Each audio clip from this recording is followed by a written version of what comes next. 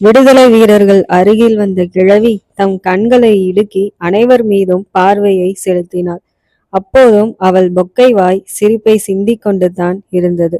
யார் நீ என்று சின்ன மருது கேட்பதற்கு முன் ஒற்றன் பக்கம் திரும்பிய கிழவி, என்ன பேராண்டி, பீரங்கிகளை கண்டு பீதியடைந்து விட்டாயா? பீரங்கிகள் சூழ்ந்து நின்றாலும் பெரும் பெரும் ஆயுதங்கள் நம்மை குறிப்பார்த்தாலும் அதை நாம் எதிர்கொண்டு தான் ஆக வேண்டும். வெள்ளையரை நாம் வெற்றி பெற்றே தீர வேண்டும். நாளை மறுநாள் விஜயதசமி. சிவகங்கை அரண்மனைக்குள் இருக்கும் ராஜராஜேஸ்வரியை பெண்கள் மட்டும் வணங்குவதற்காக அரண்மனையின் முகப்பு வாயிலை எதிரிகள் திறந்து விடுகிறார்களாம். அதை பயன்படுத்தி கொண்டு ஆத்தா தலைமையில் இருக்கும் உடையாள் படையை சேர்ந்த பெண்கள் மாறுவேடம் பூண்டு பெண்களோடு பெண்களாக கோவிலுக்குள் சென்றுவிட வேண்டும். குறிப்பிட்ட நேரத்தில் நம் பெண்கள் ஆயுதத்துடன் மோதலை தொடங்கிவிட வேண்டும். இந்த எதிர்பாராத தாக்குதலை கண்டு எதிரிகள் குலை நடுங்குவர். அதை நமக்கு சாதகமாக பயன்படுத்தி வெற்றியை பெற்றுவிட வேண்டும் என்று கூறிவிட்டு மீண்டும் கலகலவென சிரித்தாள் அந்த கிழவி. அவள் அருகில் வந்த வேலுநாச்சியார், எங்கள் வெற்றிக்கு வழிகாட்டும் தாங்கள் யாரென்று நான் அறிந்து கொள்ளலாமா என்றார். அப்போதும் அந்த கிழவியிடமிருந்து சிரிப்பே பதிலாக வந்தது. பொறுமை இழந்த சின்ன மருது, முதலில் தாங்கள் யார் என்று சொல்லுங்கள் என்று கோபத்துடன் கேட்டார். இனியும் தாமதித்தால் விபரீதம் ஆகிவிடும் என்பதை புரிந்து கொண்ட கிழவி மெதுவாக தலைமுடியை எடுத்தாள். இப்போது கரிய நிற முடி அவளுடைய தலையில். தன் கோலத்தை ஒவ்வொன்றாக அந்த கிழவி நீக்க நீக்க அனைவர் விழிகளும் வியப்புடன் பார்த்து கொண்டிருந்தன.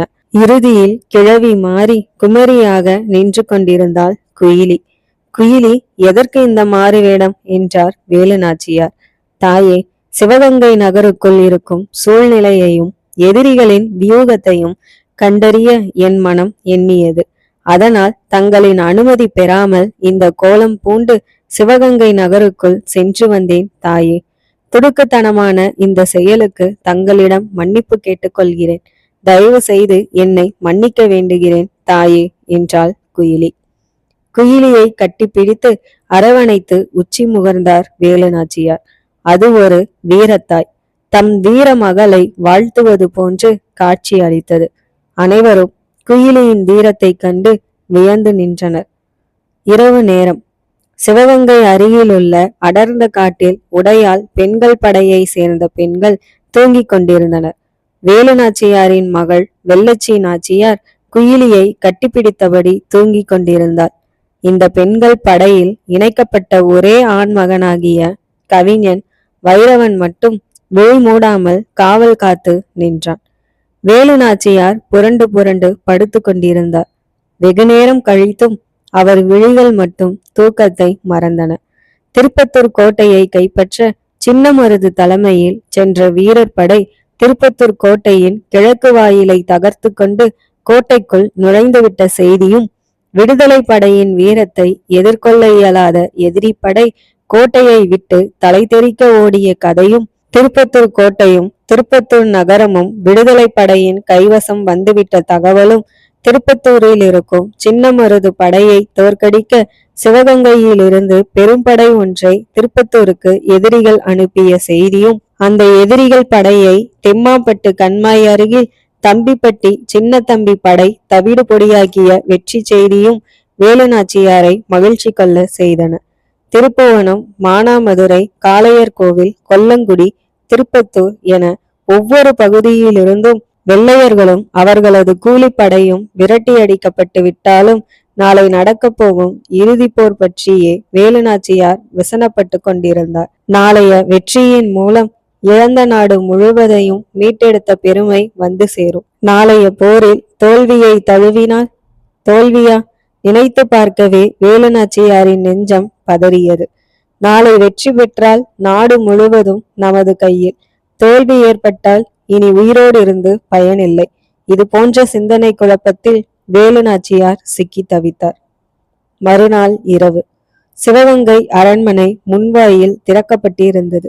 விஜயதசமி என்பதால் ராஜராஜேஸ்வரி தெய்வத்தை வணங்க பெண்கள் கூட்டம் அலைமோதியது. ஆடலும் பாடலும் அரண்மனையில் அரங்கேறி கொண்டிருந்தன. நீண்ட நெடுங்காலத்திற்கு பின் ஆலயம் திறக்கப்பட்டதால் திரண்டிருந்த பெண்கள் மத்தியில் மகிழ்ச்சி வெள்ளம். இடையின் இருபுறமும் வாட்கள் ஏந்தி கூட்டத்தோடு கூட்டமாக மாறு வேடத்தில் வேலு நாச்சியார். அவருக்கு சிறிது இடைவெளி விட்டு ஆயுதத்தை மறைத்து கொண்டு மாறு வேடத்தில் குயிலி. அதே போன்று உடையாள் பெண்கள் படையை சேர்ந்த அனைத்து பெண்களும் தங்கள் ஆயுதத்தை மறைத்து கொண்டு மாறுவேடத்தில் கூட்டத்தில் கலந்திருந்தனர். கவிஞன் வைரவனும் தமது மீசையை மழித்துவிட்டு புடவை அணிந்து முக்காடிட்டு ஆயுதத்தை மறைத்து கொண்டு பெண்ணோடு பெண்ணாக நடந்து கொண்டிருந்தான். எங்கு நோக்கினும் பெண்கள். அந்த பெண்களுக்கிடையில் உடையாள் பெண்கள் படை. இடித்து கொண்டும் தள்ளி கொண்டும் முட்டி மோதி கொண்டும் பெண்கள் கூட்டம் அரண்மனைக்குள் நுழைந்து கொண்டிருந்தது. அப்போதும் தங்கள் ஆயுதங்கள் எவர் கண்ணிலும் பட்டுவிடக் கூடாதே, தங்களை எவரும் அடையாளம் கண்டுவிடக் கூடாதே என்ற கவலையோடும் எச்சரிக்கையோடும் உடையாள் படை ஊர்ந்து கொண்டிருந்தது. கவிஞன் வைரவனும் கட்டிய புடவை நழுவிவிடக் கூடாதே என்ற கவலையோடு நடந்து கொண்டிருந்தார். ராஜராஜேஸ்வரி ஆலயம் மூலஸ்தானமும் திறக்கப்பட்டு விட்டது. அனைவரும் தாயே தாயே என்று பக்தி சிரத்தையோடு சிலையை நோக்கி குரல் கொடுத்த வண்ணம் தொழுது கொண்டு இருந்தனர். வெள்ளையர் படையும் கூலிப்படையும் ஆங்காங்கே காவல் காத்து கொண்டும் கண்காணித்து கொண்டும் இருந்தன. வேலு நாச்சியார் தெய்வத்தை வணங்கியபடி கண்களை மூடினார். அவர் கண்களுக்குள் திருமணமாகி கணவருடன் இதே ஆலயத்திற்கு வந்து வணங்கி நின்றது. ஒவ்வொரு விசேஷ நாளன்றும் இந்த ஆலயத்திற்கு வந்து தொழுது சென்றது. கணவர் முத்துவடுகநாதரிடம் ராஜராஜேஸ்வரி சிலையின் கழுத்தில் கிடந்த தாலியை எடுத்து கொடுத்து கௌரி கழுத்தில் கட்ட சொன்னது போன்ற நிகழ்ச்சிகள் எல்லாம் மனத்திரையில் அணிவகுத்தன. இன்று மாறு வேடத்தில் இந்த ஆலயத்திற்கு வரவேண்டிய சூழ்நிலை வேலு நாச்சியார் நினைவுக்கு வந்ததும் அவர் கண் கலங்கினார். அப்போது வேலு நாச்சியார் அருகில் வந்த குயிலி திருப்பத்தூர் கோட்டையை கைப்பற்றிய சின்னமருது படையும் உம்தத் உம்ரா படையை முறியடித்து தெப்பகுல தென்கரை மாளிகையை கைப்பற்றிய பெரிய மருது படையும் சிவகங்கை அரண்மனைக்கு வெளியே பதுங்கி இருக்கின்றன. நாம் போரை தொடங்கியதும் நம்முடன் அவர்கள் இணைந்து கொள்வதாக தகவல் வந்திருக்கிறது என்ற செய்தியை ரகசியமாக சொல்லி சென்றார். வேலு நாச்சியார் முகத்தில் மீண்டும் கம்பீரம் அரங்கேறியது. திட்டமிட்டபடி வேலு நாச்சியார் கண் அசைவை கண்டதும் பெண் வேடம் தரித்திருந்த கவிஞன் வைரவன் ஆலய மணியை 3 முறை ஒலிக்க செய்தான். உடையாள் படை வெறியோடு எதிரிகள் மீது பாய்ந்தது. திடீர் தாக்குதலை எதிர்கொள்ள இயலாத எதிரிகள் படை ஓலமிட்டு கொண்டே ஓடியது. எதிர்த்து நின்ற எதிரி ஒருவனை கவிஞன் வைரவன் குத்தி கொன்றான். வேலு நாச்சியாரின் 2 கரங்களும் வாட்களை ஏந்தி எதிரிகளின் தலைகளை மண்ணில் சாய்த்தன. உடையாள் பெண்கள் படை எதிரிகளின் கொலை பட்டியலை அதிகரித்து கொண்டிருந்தன. அரண்மனையின் மாடியில் இருந்தபடி ஆயுத கிடங்கில் இருக்கும் ஆயுதங்களை எடுத்து எதிரிகளை சுட்டு தள்ளுங்கள் என்று ஆங்கில தளபதி பாஞ்சோர் ஆங்கிலத்தில் ஆணையிட்டான். அரண்மனைக்குள் நுழைந்த மருது சகோதரர்கள் படை எதிரிகளுடன் ஆவேச போரை அரங்கேற்றி கொண்டிருந்தன. 2 கரங்களிலும் வாட்களை ஏந்தியபடி வேலு நாச்சியார் அரண்மனை மாடியில் தாவி ஓடினார். அப்போது உடம்பெல்லாம் தீ வைத்து கொண்டு ஓர் உருவம் மாடத்தில் இருந்து வெள்ளையரின் ஆயுத கிடங்கில் குதிப்பது வேலு நாச்சியார் கண்ணில் பட்டது. அது யாராக இருக்கும் என்று வேலு நாச்சியார் எண்ணிக்கொண்டிருந்த போது பாஞ்சோரின் துப்பாக்கி குண்டு ஒன்று வேலு நாச்சியாரை உரசி சென்றது. சுய நினைவுக்கு வந்த வேலு நாச்சியார் தூணில் மறைந்தார். மீண்டும் தூணிலிருந்து வேலு நாச்சியார் வெளிப்பட பாஞ்சோரின் துப்பாக்கி குண்டு பாய்ந்து வந்தது.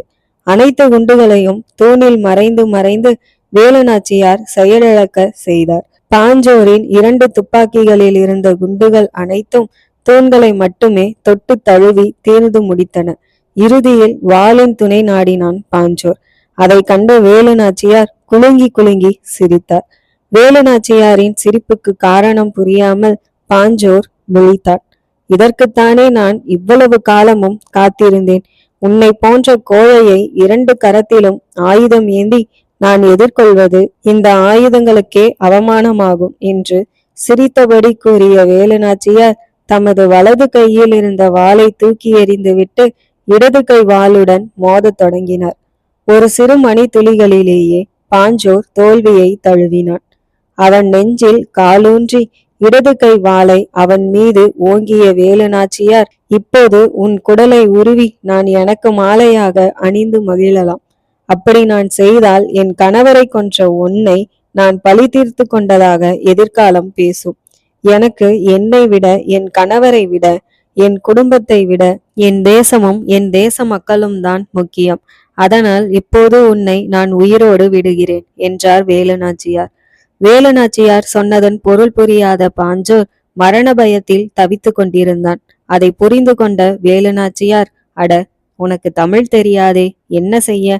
என் உணர்ச்சிகளை என் தாய்மொழியில்தான் என்னால் வெளிப்படுத்த முடிகிறது. நான் சொன்னதை இப்போது உனக்காக உன் தாய்மொழியில் சொல்கிறேன் என்றபடி ஆங்கிலத்தில் சொல்லி முடித்தார் வேலுநாச்சியார். நான் புதுக்கோட்டை பக்கம் போய்விடுகிறேன். இனி எந்த காலத்திலும் இந்த சிவகங்கை பக்கம் திரும்பி பார்க்கவே மாட்டேன். இது சத்தியம் என்று ஆங்கிலத்தில் சொல்லிவிட்டு வேலுநாச்சியார் கால்களை தொட்டு வணங்கிவிட்டு தப்பித்தோம் பிழைத்தோம் என்று ஓடி மறைந்தான் பாஞ்சோர். முற்றிலும் எதிரிகள் படை முறியடிக்கப்பட்டது. எங்கு நோக்கினோம் வெற்றி முழக்கம். இழந்த நாட்டை மீட்டெடுத்த வீரத்தாய் வேலுநாச்சியார் என்று கவிஞன் குரல் கொடுக்க, வாழ்க என்ற முழக்கம் சிவகங்கை அரண்மனை முழுவதும் எதிரொலித்தது. அரண்மனை மாடியிலிருந்து வேலுநாச்சியார் இறங்கி வந்தார். அரண்மனை சுற்றுச்சுவர், அரண்மனை வெளிப்புற வலது பக்கத்தில் இருந்த வெள்ளையர் ஆயுத கிடங்கு வெந்து தணிந்திருந்தது. தாம் பாஞ்சோரை எதிர்க்க மாடிக்கு ஓடிய போது தீப்பந்தமாகிய வெள்ளையரின் ஆயுத கிடங்கில் குதித்தது யார் என்று யோசிக்க தொடங்கினார் வேலுநாச்சியார். விடுதலை வீரர்கள் எரிந்து போன அந்த ஆயுத கிடங்கை கிளறி பார்த்தனர். அங்கே கரிக்கட்டையாக குயிலி.